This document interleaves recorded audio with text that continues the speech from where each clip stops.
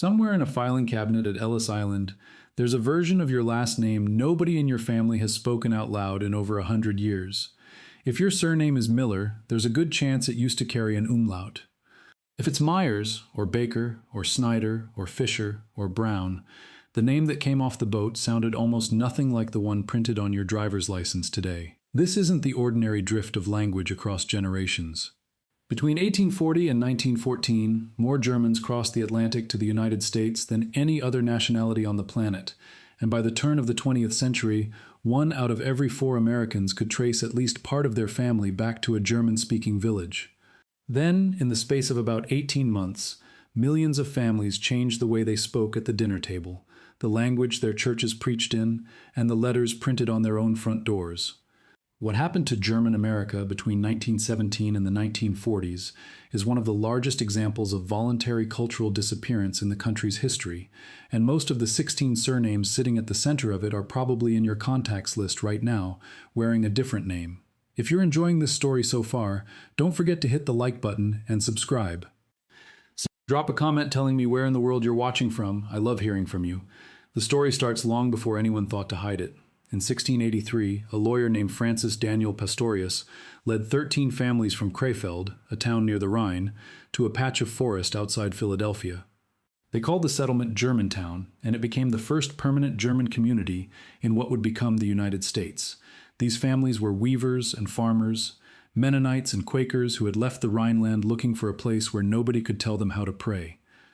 Within 5 years, that same small community produced the first formal written protest against slavery in the American colonies, a petition drafted in 1688 and signed by 4 of the original Krefeld settlers, decades before abolition became a mainstream cause anywhere else in the colonies.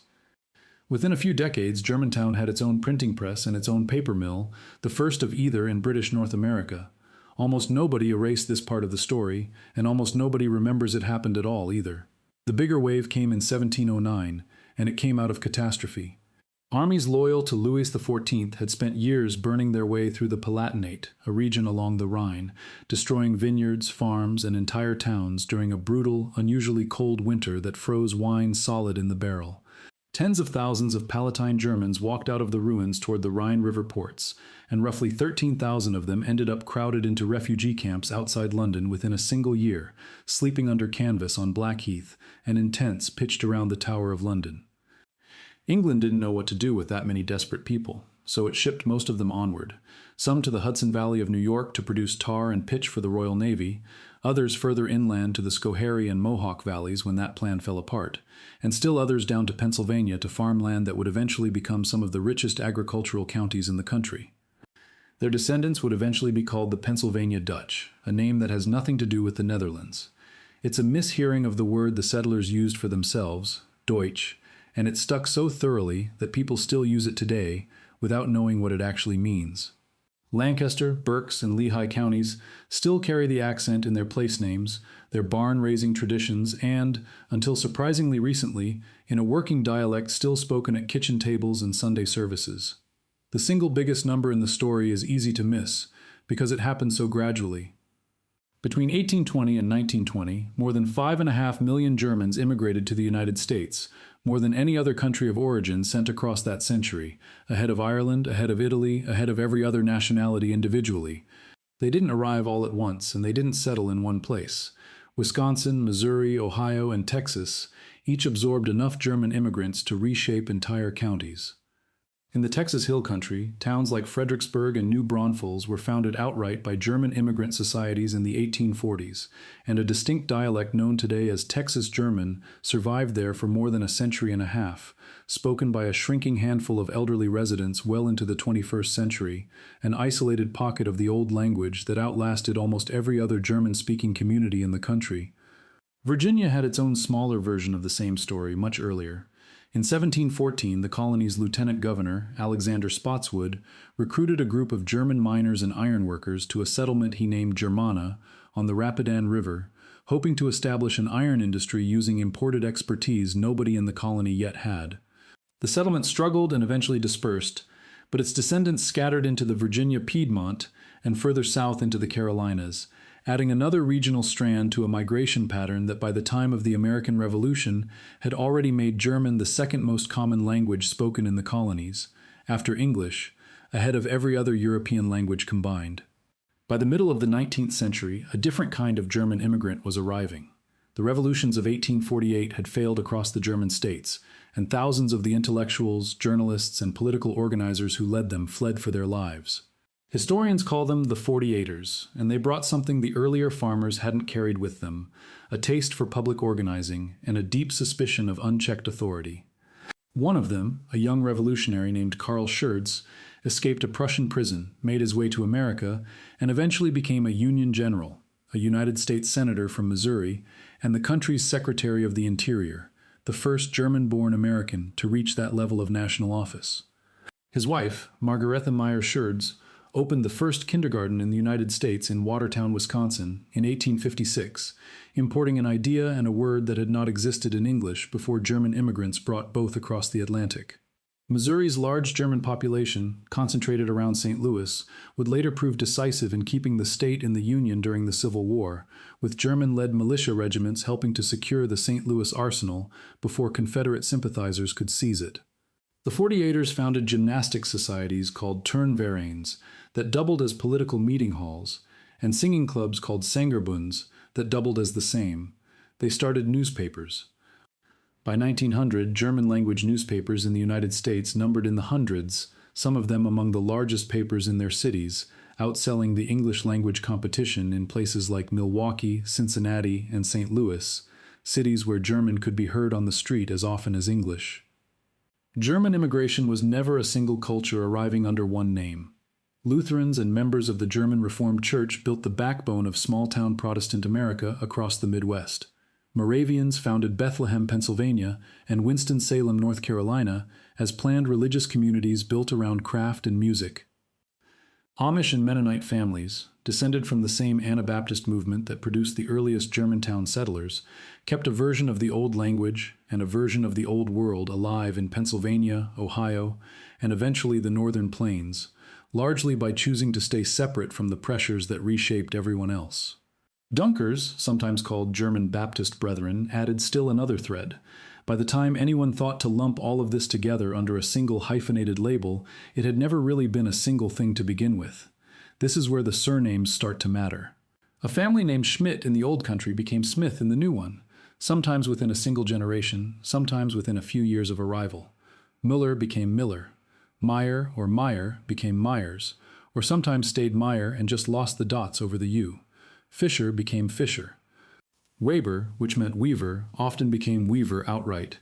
Schneider, the tailor's name, split two directions, some families becoming Taylor, and others simplifying the spelling to Snyder. Zimmerman, the carpenter, became Carpenter for some families, and just Zimmerman for others. Becker turned into Baker. Koch turned into Cook. Schwartz turned into Black. Klein turned into Small, or kept it sound and became Klein. Braun became Brown. Bauer became Bauer or Bowers. Kruger lost its umlaut and became Kruger or Kruger. Wagner, the wagon maker's name, was common enough in English already that most families simply kept it as is. Hoffman dropped a letter and became Hoffman. 16 names, 16 quiet erasures, most of them so old by the time they happened that nobody left in the family remembers a decision was ever made. Contrary to the popular story about immigration officers rewriting names at Ellis Island, most of these changes didn't happen at the port at all. Ship manifests were prepared by clerks back in Europe, and immigration officers mostly checked names against paper that already existed. The real changes came later and slower, through naturalization petitions filed years after arrival, through business signs that needed to be legible to English-speaking customers, through school enrollment forms filled out by a teacher who simply wrote down what sounded closest to English, and through plain social pressure that built for decades before it had a name. By 1900, German immigrants and their American-born children weren't a minority tucked into a few neighborhoods. They were building the country's beer industry almost single-handedly. Men named Busch and Pabst and Schlitz and Miller, the same surname that had been Müller 2 generations earlier, running breweries out of Milwaukee and St. Louis that would become household names for the next century and a half. They were building instruments. A German immigrant named Heinrich Steinweg anglicized his name to Henry Steinway and built pianos that still carry his name into concert halls today. They were building wagons and then automobiles. The Studebaker brothers descended from a Pennsylvania Dutch family, originally named Staudenbecker.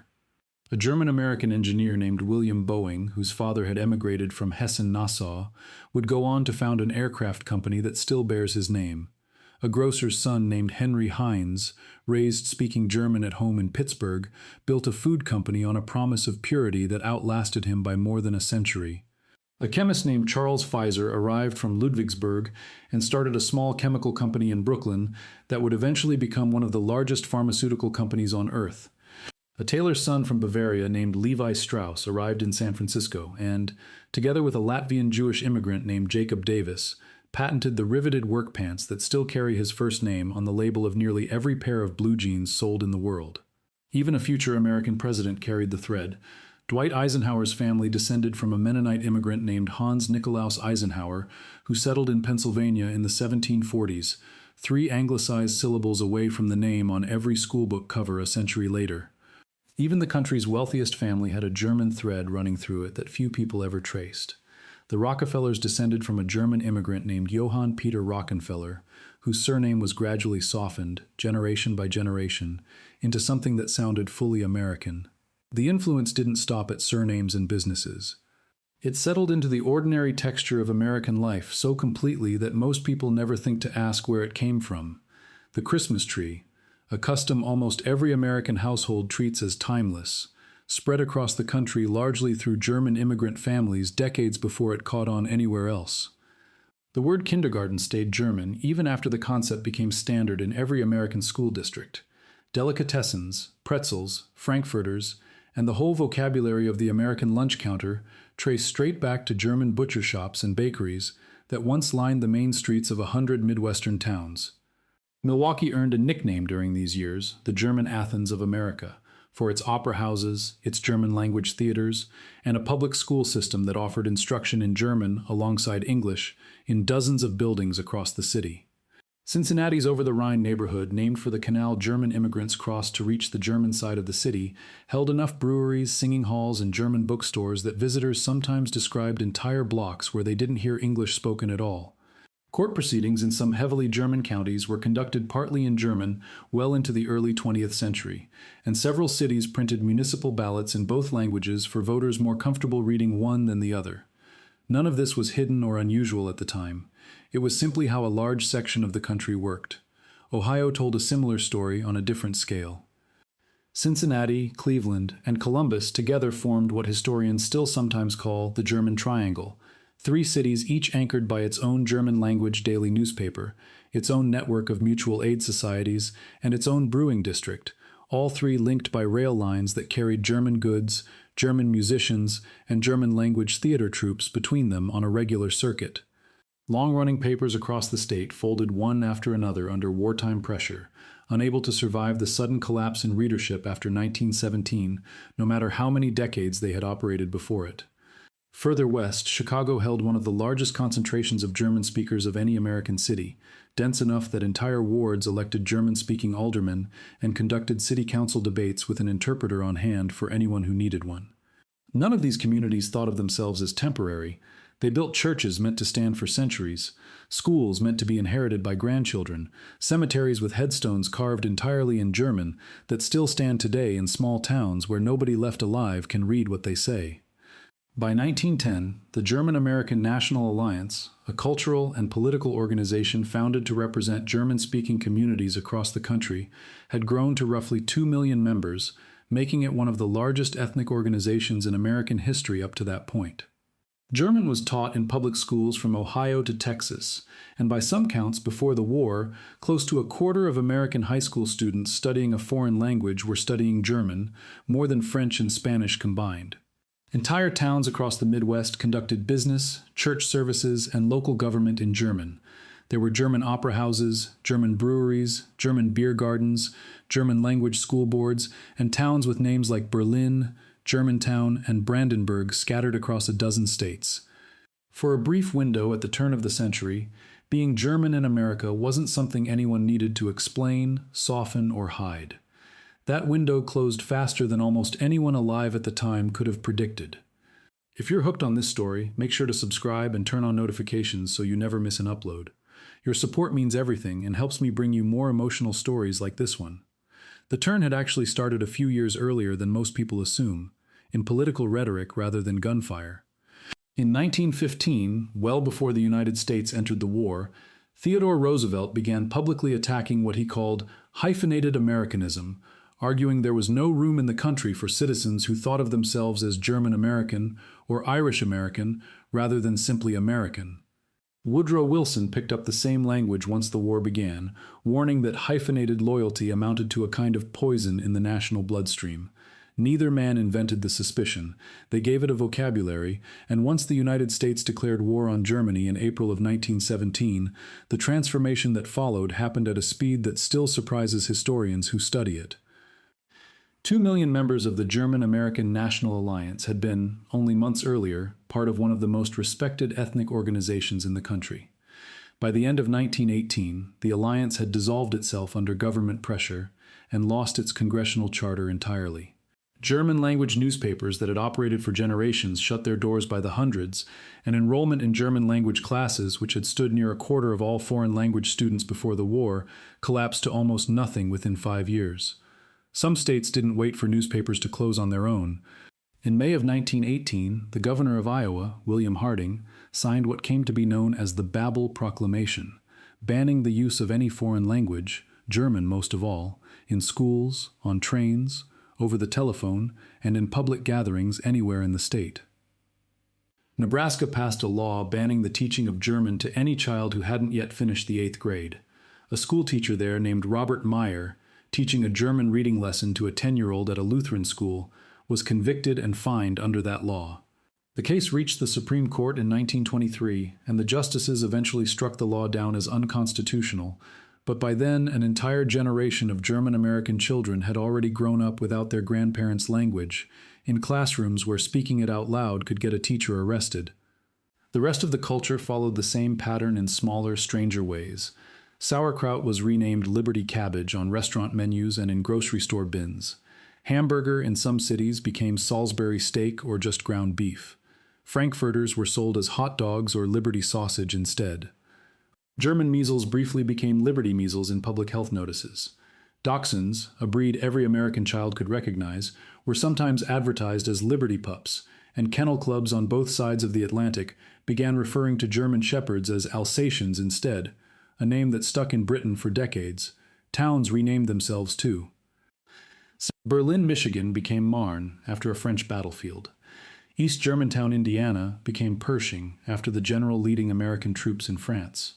A scattering of other Berlins, Germanias, and Brandenburgs across the Midwest quietly picked new names between 1917 and 1918 and never looked back. In several states, piles of German-language textbooks were burned in public bonfires on school grounds and courthouse lawns, a spectacle organized not by the federal government, but by local school boards and citizens' committees eager to prove their loyalty. Thousands of individual shopkeepers, teachers, town councils, and neighbors made those calls on their own, with no single federal order telling them to, because they understood that anything sounding German had quietly become dangerous to be associated with. The pressure to assimilate quickly wasn't confined to German Americans specifically, but the war gave it a sharper edge and a clearer target. Employers across the country, Henry Ford's automobile company most famously, ran what were called Americanization programs, night classes that taught English alongside a curriculum of civics and patriotism. Ford's version ended with a staged pageant at the Detroit plant, immigrant workers entering a giant papier-mâché melting pot, dressed in the clothing of their home countries, and climbing out the other side in identical suits, waving small American flags. The message was blunt, and it was meant to be. Whatever a family brought with it, the country expected most of it left behind, and German immigrants, more than almost any other group, had the most conspicuous things to leave. Loyalty wasn't just assumed away by silence during these years. It had to be performed, sometimes literally. A private vigilante organization called the American Protective League, operating with the informal blessing of the Department of Justice, grew to more than 250,000 members nationwide by the end of the war, many of them tasked with watching German-American neighbors, reporting suspicious conversations, and pressuring families to buy war bonds as proof of allegiance. Families that hesitated, for financial reasons or otherwise, sometimes found their businesses boycotted or their names printed in local papers under headlines questioning their patriotism. Church collection plates that had once gone toward German-language hymnals now went toward Liberty bonds instead, and many congregations kept meticulous public records of exactly how much each family had given, a quiet form of pressure that worked as well as any law. Some families paid for that danger with more than an anglicized name or a burned textbook. In Collinsville, Illinois, a German immigrant named Robert Prager had come to the United States in 1905, worked as a baker, and later taken a job in the coal mines outside town. After a dispute with the local miners' union, rumors spread that he was a German spy.